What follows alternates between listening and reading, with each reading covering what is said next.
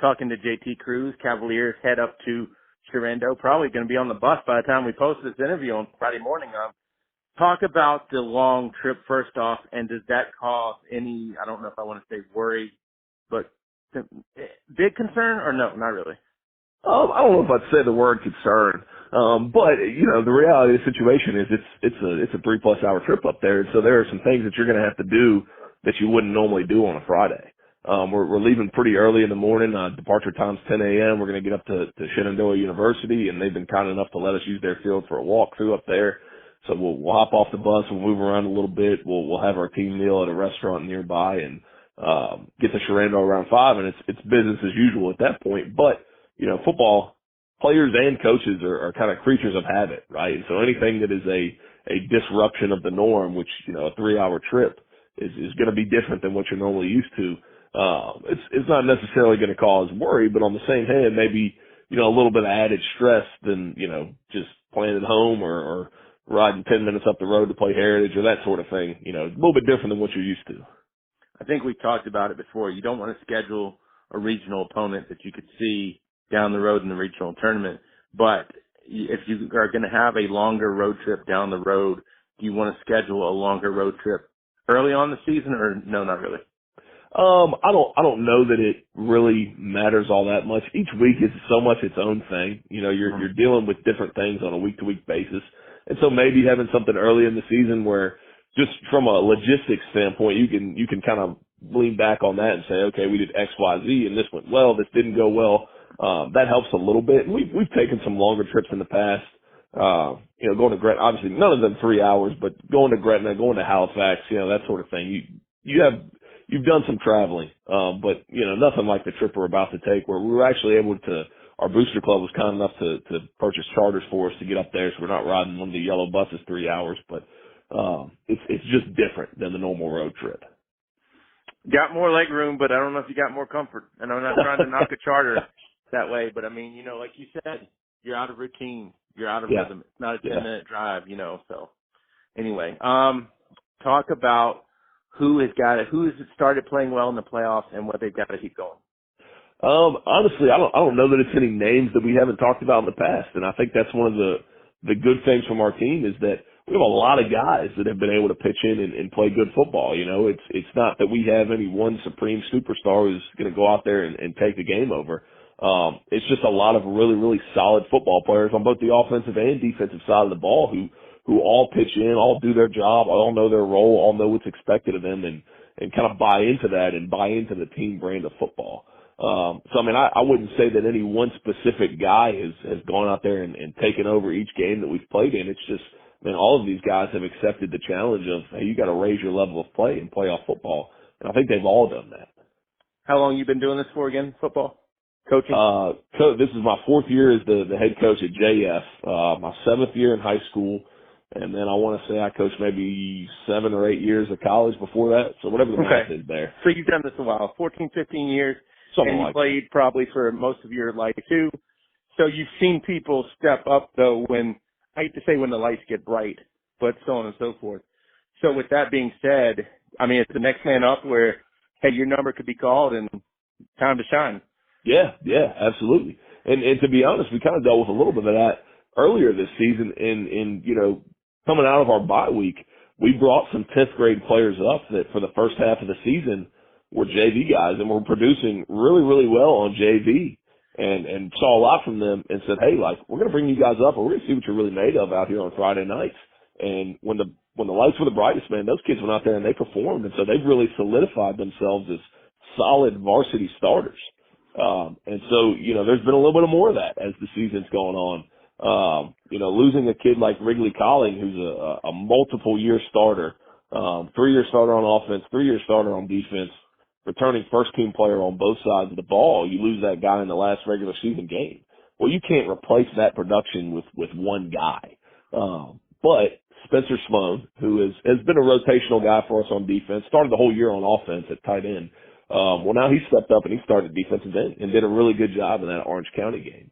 At the fullback position, Slade Cassee, DJ Trent, Trey Fox, all of those guys, they've kind of gotten a few reps here or there throughout the season, but all 3 of them stepped up in a big way last week on the offensive side of the ball replace some of the production that we lost in Wrigley Calling. And so it's one of those deals where it's not necessarily a guy going out there and, again, taking the game over in a playoff game, but it's those guys understanding, hey, well, your role just got bigger.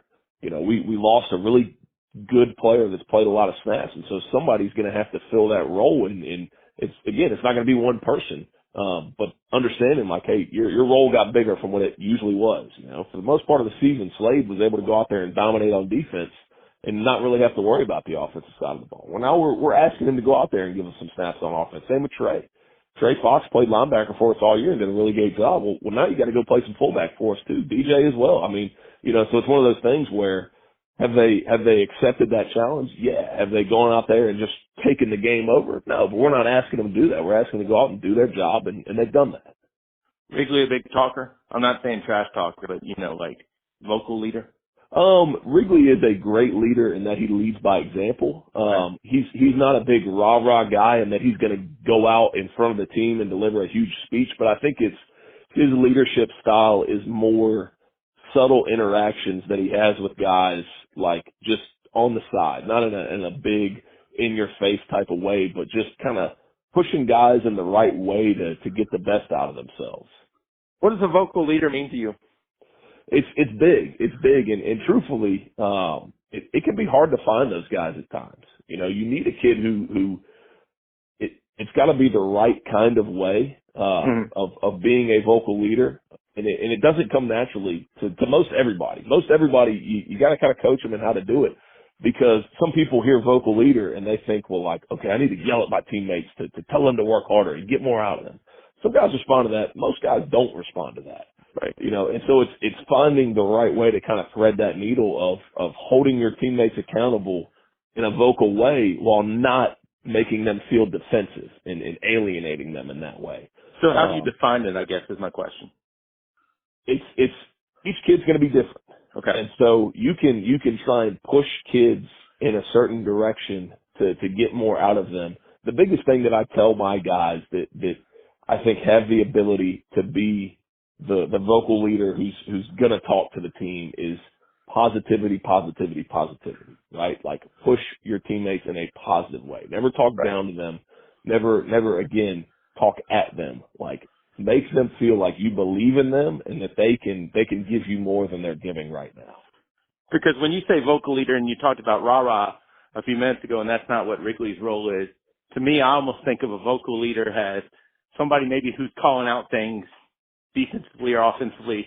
Maybe, I don't want to say telling people where to go, but, you know, he's an extension of a coach, essentially, on the field in terms of his vision. Yeah, well, so from that standpoint, Wrigley was absolutely that. Wrigley is one of those kids where we could put a new player or a new concept in on offense, run it one time, and he would get it. And he would know exactly what he needs to do, exactly where he needs to go, and then be able to tell the next guy who's rotating in at that position exactly what they need to do. And Dylan Marks as well done a great job of understanding the big picture on offense and where each guy needs to line up and where they need to be and how they need to get there.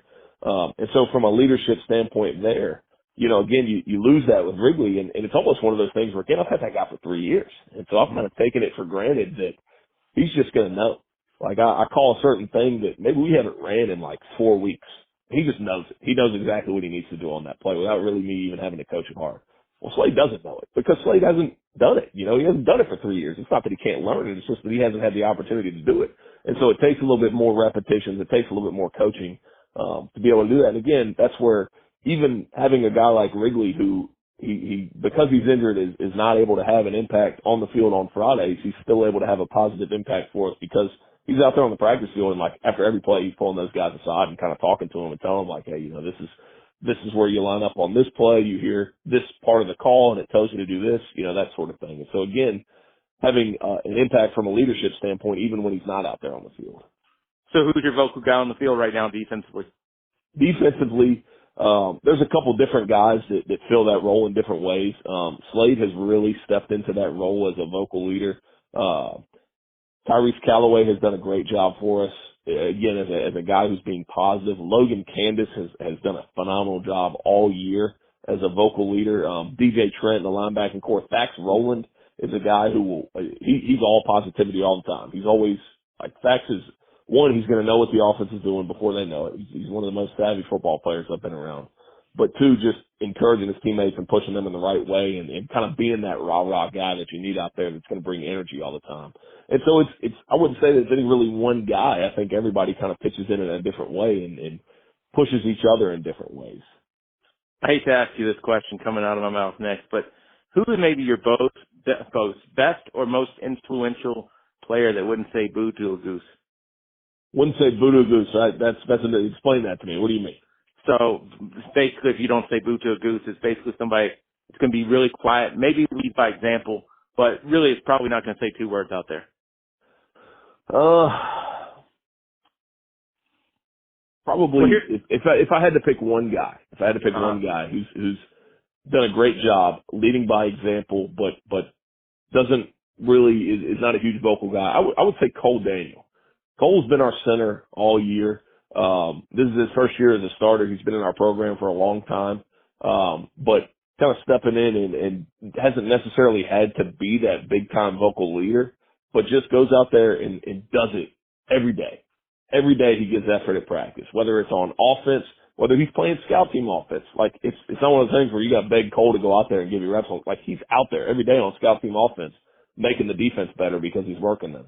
And then he goes in on team offense and never blows a play at center, never blows an assignment, always takes the coaching, always does things the right way, always works his butt off. And so again, he's not a vocal guy because other guys have filled that role. But on the same hand, you can point to a kid like Cole and say like, that's the kid that does it right all the time. And that's the kid that, maybe a young guy coming up from JV, like that's who you should aspire to be like. Maybe a dumb question, but do you want the guys that are productive and quiet to stay quiet and not get outside of themselves as we get later in the season? I truthfully think at this point in the season, everybody has kind of figured out where their role is from a team chemistry, from a leadership standpoint. But one of the big struggles for a team, especially early on, is when you turn things over. And so we kind of had that situation last year where we had a lot of guys. We had a big senior class, and specifically that senior class. Most of those guys were on the field as sophomores and then stepped into leadership roles as juniors and also as seniors. And so now we have a senior class who, as sophomores and juniors, never really had to fill that role. They never had to be the vocal leaders. They never had to be the guys pushing their teammates because they always had a class older than them out there doing it. And so now all of a sudden that class graduates, and it can be tough to kind of find your voice and see who you want to be as a leader. And man, I'll tell you, like, that is where I am most proud of this class is to see the growth in those guys growing into those leadership positions that, it's tough to step in and fill the shoes of a guy like Brighton Witt, who was a heck of a football player for us for 3 years and is dominating guys on the field and also very, very dominant from a leadership position. And so now all of a sudden a guy like Logan Candace has to step in and fill that role as the big dog on the offensive line. And man, like I could not be more proud of Logan for the way that he's done that. And not just Logan, Tyrese and Jacob Tazowski, like all of those guys. One key offensively, one key defensively, one key special teams. Same thing every week, man. And I know it's cliche, and I know you're tired of hearing the same answer, but it's the same thing every week. It's can we establish the line of scrimmage both offensively and defensively? Can we establish a run game on offense? Can we stop the run game on defense? Special teams, can we not have any sort of catastrophic mistakes on our end? That's blocked punts, that's botched snaps, that's things that are going to put us in really bad field position. And then can we use special teams to swing the game for us on our end? Can we pin them deep on kickoff? Can we pin them deep on a punt? That sort of thing. There's your 3 keys.